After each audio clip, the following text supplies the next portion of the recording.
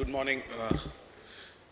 I'd like to thank the PRSI and Engage 2012 to invite me to Calcutta to speak at the Digital Summit. I'm a student of media and a student of digital media, and I'm a practitioner. So whatever I'm going to share is something that we try to practice, something that we see around us, and as an entrepreneur, I hope I'm able to leverage to create value. As Mr. Sarkar said that he's not a big fan of presentations, PowerPoint presentations, and I normally say that I do not make PowerPoint presentations because PowerPoint presentations are made by people who are neither powerful nor have a point of view. But since I was in Calcutta today, I made an exception. I have a small presentation. So I'd like to take you through the presentation. And some of the things that Mr. Sarkar said are very much applicable. The two things that he really said, which are a common thread that run across what I'm going to share is, one, today what matters is content and the brand. The form of distribution doesn't matter, whether it's a handheld device or whatever you may choose to use to access content really doesn't matter. Second is the fact that he talked about as tablets and their prices come down and as the cost of access comes down, really content consumption, audiences and the advertising that gets onto the web will increase.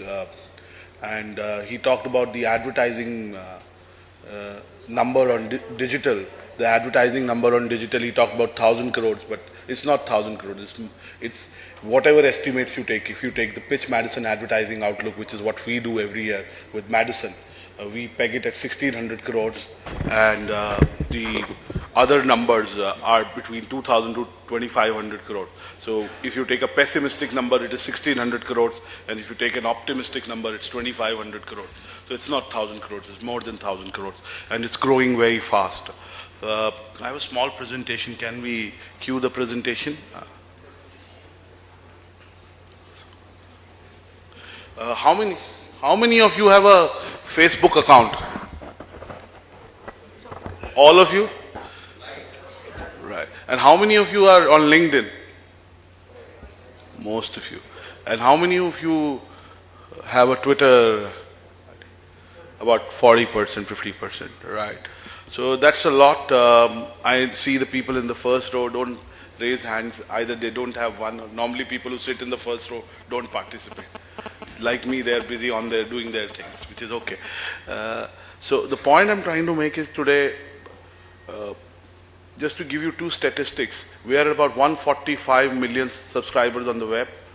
We are 95 million plus mobile subscribers. These are huge numbers, and it's growing.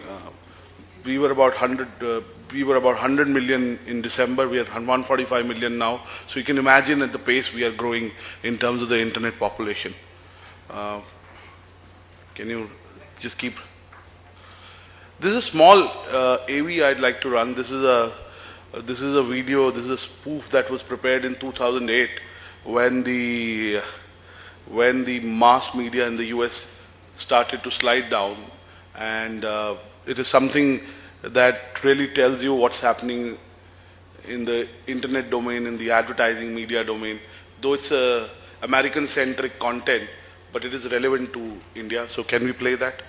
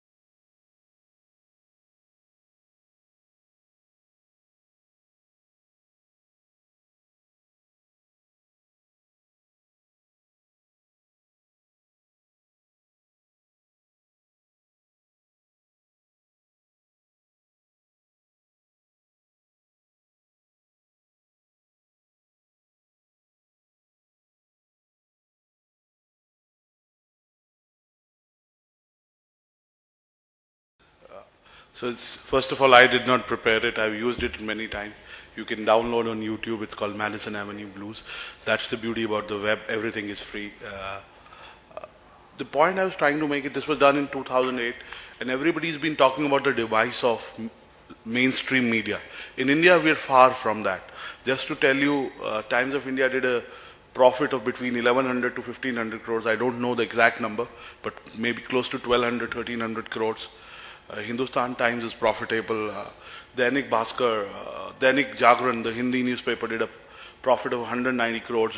Could have done probably 270 crores if the rupee depreciation wouldn't have affected the paper price. So newspapers are still a very profitable business model in India. So this does not apply 100% in India, but there are enough points in that which apply to India. And we are moving in that direction. So that's why I showed it. Also, it wakes up most people. It gets them interested. It's the morning session. And, you know, this is an article I read about 2 years back. I was on a plane, I was reading, and while I carry an iPad and I do a lot of stuff on the iPad, I write my articles, sometimes on the iPad, sometimes on a piece of paper. So I'm really juggling between both the digital world and the physical world. But I had this magazine, and ironically, I was reading a physical copy of the magazine. And it talked about the future of reading, because really all of us consume content, and that's what, whether it's a content generated by your friends on Facebook, by your peers, it's user-generated content, or content that is done by specialist editorial platforms or domain experts. Really, we are consuming content. And really talked about the future of reading. And I must tell you, in 2010, December, in the Christmas season in the US, the sale of magazines in digital format surpassed the sale of magazines in the physical format. So the stand sales of magazines physically was about, if I remember the statistics right, was about 15% lower than the digital stand sales of magazines, newspaper. That's a very important number. That's a very important development, because that told you that a lot more people were consuming content digitally. And this was December 2010, where we are in June 2012. I'm sure these numbers have accentuated. And you know, again, there is a myth in India that, you know, young people are not reading newspapers. That's not true. I can tell you that's not true.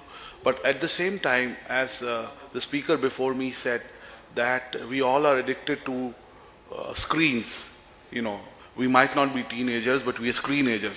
Everything we do is on a screen, whether it's a phone screen or a tablet screen or a laptop screen or a PC screen. We're all screenagers. We are consuming content on screen. But in my little bit research, young people still enjoy print media. It's just that they use it in a different manner the way we used to. It is not their primary source of information. It is one of the sources of information that they have. They subscribe to RSS feeds, and most of the young people are digital natives. And the reason when I talk about the future of reading is that we all are in some way the lean forward generation. We are not the lean back generation. I know I'm in Calcutta and I won't talk of serendipity, but the fact is we all like to sit in a saloon. Even I go to a saloon, I know I have less hair, but read a magazine.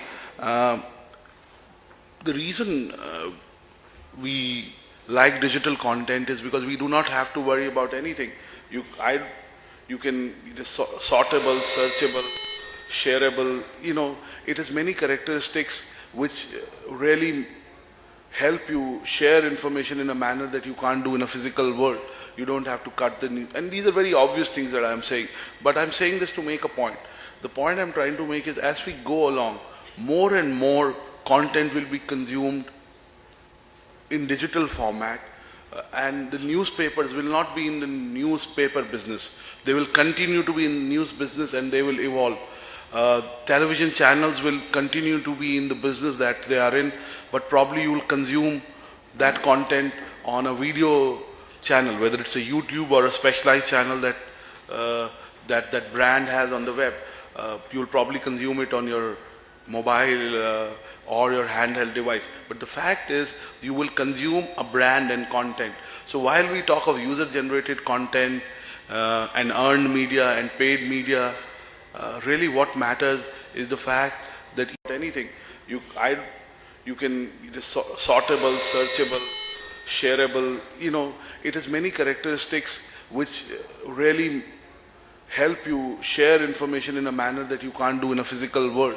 You don't have to cut the news. And these are very obvious things that I'm saying. But I'm saying this to make a point.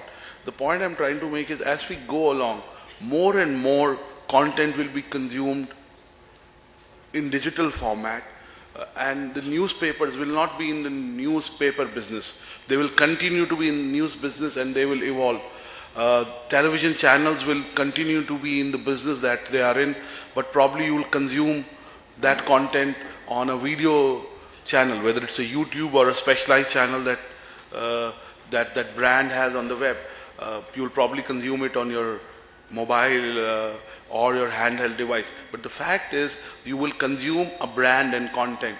So while we talk of user-generated content and earned media and paid media, really what matters is the fact that even in the internet era, the brands will continue. Branded content and brands will continue to rule. Content will continue to rule. In fact, in my view, branded content will have even more value.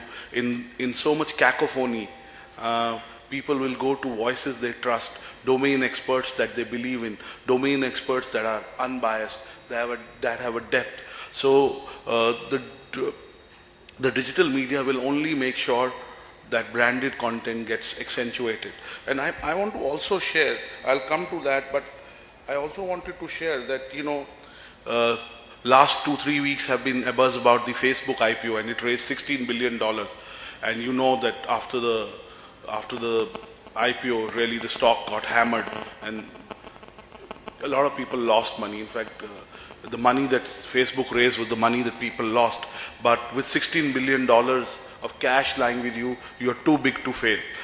You will do something, you will sustain. And I want to share a statistic that Facebook commands about 13% of time spent on the internet in the US according to ComScore, and it is more than Google. And if you include YouTube, which is about 11%, or Yahoo, which is 7.9%, yet its 2011 ad revenue was only $3.1 billion, in line with what Yahoo made from advertising in 2011, and a fraction of what Google made, which was about $37 billion, more than $36 billion. And the point I'm trying to make is that really not necessarily the amount of time spent results into advertising dollars at the same time. There is a lag. The lag could be 1 year, 2 years, 3 years. And the average time spent on Facebook is about 15 minutes, whereas the average time spent on Google is about 5 minutes. So maybe in some time Facebook will catch up. Nobody knows the time frame, whether it will be 6 months, 1 year, 3 years. But if we really look at Google, with 5 minutes of average time spent, does $36 billion of advertising revenue. Maybe Facebook in 2 years, 3 years, nobody knows the time frame. And really, I come from the advertising and media domain, and I will focus on that. Can we run it faster? Can you run it faster? Can you go to the Maven study?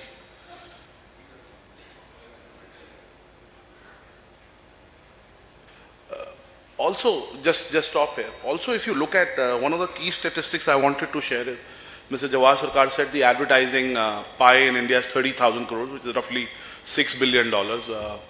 It is, as per Pitch Madison advertising outlet, it's about 28,000 crores. But really, we worked with Madison for the last year, which is the second largest media agency, to come up with this number. Digital advertising is 1,600 crores according to Pitch Madison advertising outlook, which is nothing. If you really look at America, the digital spends are much more than in India. They're between 18 to 20%. In UK, today digital is the single largest medium of advertising. There are more than 33% of advertising comes to digital. In India, we are at about 0.38% of GDP being spent on advertising, whereas the world average is 0.8, and America is about 1.1. So really from both these numbers, percentage of advertising as per GDP, we are very low. As competition amongst brands increases, this number will go up, and within this, the digital advertising contribution will go up. I meet a lot of media owners, I meet a lot of digital agencies, and I can tell you media owners in the last quarter have had a tough time. But if you meet digital media owners, they are growing 100%, 200%. Yes, their bases are small, so 100% is not that huge if you look at absolute number. But the fact is more and more marketers are putting money in digital. And you know, we keep talking about mainstream media as a dinosaur. Just can you move fast? Now, if you look at what happens, just go back to this. If what happens in 60 seconds on the web, the amount of Flickr posts, the amount of Facebook posts, I mean, the amount of activity that is happening is humongous. I mean, I'm not talking about Instagram, I'm not talking about Pinterest, but just look at the number of things happening on the web in 60 seconds. It's just humongous. To be able to keep pace with that and to be able to leverage that for people to make decisions on various kind of things that they do in their life is very important. And what is happening is the direct consequence of this slide is something that we call FOBO or SOPO, which is find online, buy offline, search online, purchase offline. What is happening is today, whatever we do, and I'm not even talking of categories like automobiles, where you actually go out and check out the price, features, everything on the web. You might still go for a test drive. But in lots of other categories, you are not making the purchase online, but everything to do with the pre-purchase you are doing online. You are seeking information, you're comparing prices, you're comparing features, you are comparing user testimonials, you are seeking information that helps you make your decision. The purchase might have offline. So online from a marketer standpoint was never more important than today. And I'll show you some numbers. And really in this context, all of us as professionals need new skills, we need new expertise. Even me, who is an entrepreneur, I'm just amazed that I don't know enough. Every morning I wake up and I realize there's so much happening that I don't know. And I wanted to share a study. We can keep talking about, how brands which are on the net, which use social media are doing well. But there is actually a study that was done in the US about brands that have a deep and wide social media engagement. And I'm not going to talk to you about social media. You know the numbers. So really those are things. But I wanted to share this study that companies in about 2010 spent about $2.1 billion on social media in terms of, I'm talking of marketers using social media to advertise their brands, to influence buying decisions. But in 2015, this number is going to go up to 8 billion just on social media. And just to give you a context, if you take the number of 1600 crores or 2000 crores or 20, whichever number, let's take 2000 crores as it's easy. Out of 2800 crores, 2000 crores is 7-8%. According to Pitch Madison, we are at 5%. Out of that 5%, less than 20%, which means less than 1% of the overall advertising pie is being spent in social media. So it's a very small number in that sense today. But worldwide, out of the digital spends, in 2015, we're talking of 8 billion. My hunch is it will be much more than 8 billion. With the way consumers are interacting with social media, how it has become an integral part of their lives, marketers' engagement with social media will go up. And I wanted to share a study. Again, one of the things before you go on to social media, you have to see what are people doing when they are on the web. And really social media is big there. They're doing multiple things. And again, this notion that they are not doing things what they used to do they're multitasking. They're doing a lot of things. So what they used to do in the physical world, they continue to do. But probably they've added on things that they multitask. Can you move on? Just move on. Yeah, this is a study I wanted to share. Uh, this is a study that was taken up in the US, and it basically says that the brands that engage with consumers on social media see an actual splurge in their sales vis-a-vis the brands that do not use social media in the manner these. And really, this study calls these brands which have a deep engagement and a wide engagement. When I say deep engagement, which means the amount of money they spend, the ways they spend that money, and wide is the number of channels they use, so number of media they use in social media to reach out to them. And these were the top 100 brands of the world. So we are not talking of brands that do not understand consumer psyche, that do not understand the power of their own brand, and they wouldn't want to do something that would not work or damage their brand, because the brand equity is huge. And as you would know, that in most companies, Fortune top 100 companies, top 200 companies, 33% of the enterprise-wide valuation on the balance sheet is the brand as an average. I mean, there are certain companies. So to them, their brands are very important. So they define the companies that have large social media engagement, deep and wide, as mavens. And they believed that the mavens have, can you go to the next slide? Basically, mavens had, just go to the next one. Mavens had much better sales vis-a-vis everybody else on that chart. And it proved that if your brand is present in social media, it actually helps sales. And for a lot of these categories, these are not categories of brands or products that can be bought online. So these are not brands that you can transact online.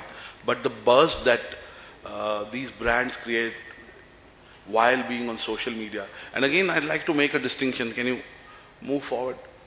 Just skip that. Go ahead. Just go one slide back. See, when we talk of social media, we know that there is paid media, which is advertising. There is owned media, which is your own site or something you might have built as a blog to popularize your brand. And there is earned media. And I'm sure I don't need to explain to this audience what is owned media, what is paid media, and what is owned media. Really, these brands, by focusing on social media, were able to increase their own media, their earned media clout, and they were able to influence buying decisions and create a positive. So their earned media, which is word of mouth in the traditional scenario, went up. Now, there's no study in India like that. But if we were to do a study like that in India, I'm not sure that the results would be any different. I mean, there might be local issues that might impact those results. And we are not there in terms of social media spend. As I said, less than 1% of the overall advertising spend goes to social media. It's changing. Mr. Sarkar talked about tablets, and in June last year, about this time, I wrote an article, and December ET wrote a similar article, and I said that really brands have been used to milking communities to build a buzz, to create word of mouth, to create earned media. But as the